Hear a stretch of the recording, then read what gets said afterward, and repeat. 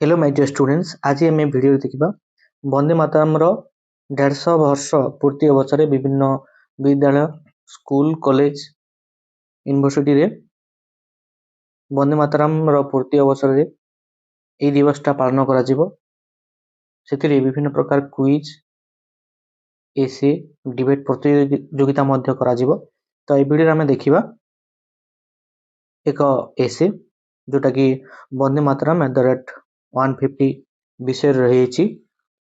तो फास्ट उपक्रम भारत आज तार जातीय गीत वंदे मातरम 150 वर्ष पूर्ति पालन कर एक ऐतिहासिक सांस्कृतिक माइलखुंट स्थापन करिछि। संगीत निजर भक्ति एकता एवं देशप्रेमर वार्ता माध्यम पीढ़ी पीढ़ी को अनुप्राणित कर सारी। 1875 मसीह बंकिम चंद्र चटर्जी द्वारा रचित एवं परे तांकर प्रसिद्ध उपन्यास आनंद मठ रे स्थानित एही गीत साहित्यर सीमा अतिक्रम करी भारतर जातीय परिचयर एक शक्तिशाली प्रतीक पालटिछि। रवींद्रनाथ टागोर द्वारा स्वर संयोजित एही गीत भारतर स्वाधीनता संग्राम रे एक प्रमुख भूमिका ग्रहण करथिला, जहाँ नेता विप्लवी एवं नागरिक मानकु मातृभूमि पई एकत्रित हेबाकु प्रेरणा देथिला। आज एही उत्सव एही चिरस्थायी परंपरा को सम्मान जनाउछि एवं साहस बलिदान तथा जातीय गर्वर सही अमूल्य मूल्यबोध को पुनः प्रतिपादित करुछि, जहाँ एही गीत रे प्रतिफलित हुए। यह एक ऐतिहासिक यात्रा।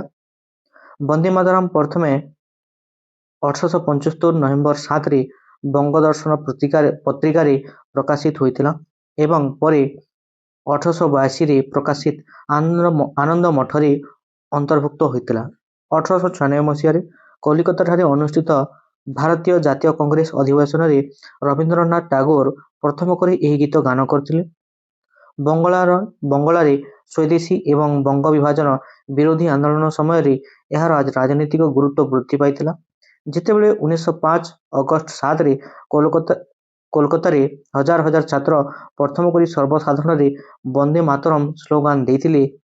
एही गीतर प्रभाव क्रमशः बंगला बाहर को व्यापीथिला एवं समग्र भारत रे जातीयतावादी आंदोलन पर एकता सूत्र पालटिथिला। यह साहित्य एवं देशप्रेमर संगम अटे। आनंद मठ उपन्यासटी संतान नामक एक सन्यासी दलଙ୍କ उपरे आधारित, जो माने मातृभूमि पई निज जीवन उत्सर्ग करथिले। से माने भारत को जने मातृशक्ति बा देवी भाव पूजा करथिले एवं वंदे मातरम सेमानଙ୍କର भक्तिर गीत पालथिला, जहाकू बंकिम चंद्र चटर्जी देशप्रेमर धर्म बोली कहिसंती। श्री अरविंद एही परिकल्पनार सांकेतिक शक्ति उपरे गुरुत्व दे मातृभूमि को केवल एक आध्यात्मिक भावना नुहे बरम शक्ति एवं स्थितिस्थापकतार प्रतीक भाव चित्रित करथिले। यह प्रतिरोधर संगीत। विंश शताब्दीर प्रारंभ बेलू वंदे मातरम भारतीय जातीयवादर एक मुख्य आह्वान रे परिणत होइतिला।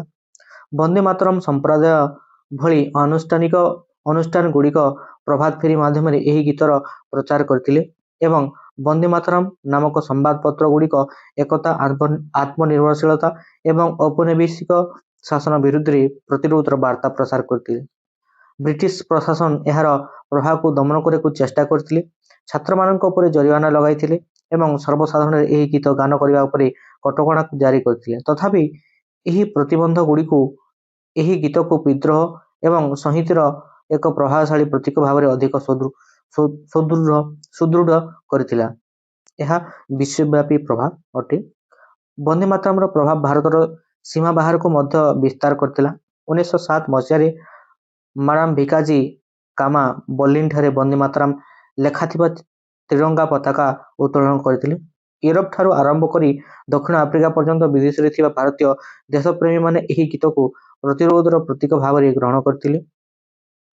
1950 मसीह भारत संविधान प्रणयन सभा वंदे मातरम को जातीय संगीत भाव आनुष्ठानिक स्वीकृति प्रदान करथिले एवं यहाको जनगण मन सह समान मर्यादा दिया जायतिला।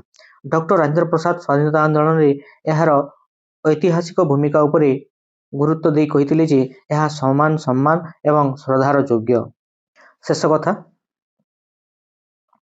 ବନ୍ଦେ ମାତରମର ଏହି 150 ବର୍ଷର ପୂର୍ତ୍ତି ଉତ୍ସବ ଏକତା, ପ୍ରତିରୋଧ ଏବଂ ଜାତୀୟ ଗର୍ବର ପ୍ରତୀକ ଭାବରେ ଏହି ଗୀତର ଗୁରୁତ୍ୱକୁ ପୁନଃ ପ୍ରତିଷ୍ଠା କରୁଛି।